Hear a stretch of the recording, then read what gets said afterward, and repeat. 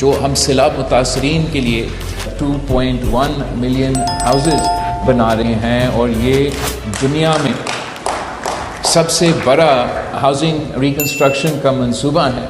اور ہم نہ صرف اس کو اس لحاظ سے دیکھ رہے ہیں کہ یہ گھر بن رہے ہیں اور روٹی کپڑا مکان تو ہمارا وعدہ ہی تھا، مگر یہ ایک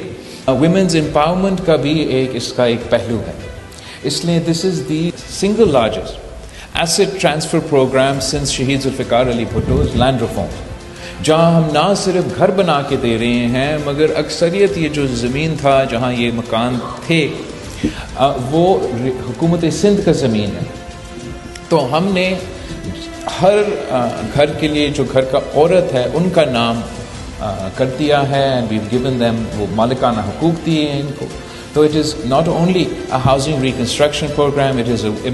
women's empowerment program, it is a poverty alleviation program, جہاں پہلی دفعہ ان عورتوں کے بینک اکاؤنٹس بن رہے ہیں اور وہ باقاعدہ ایک ایسٹ ہولڈر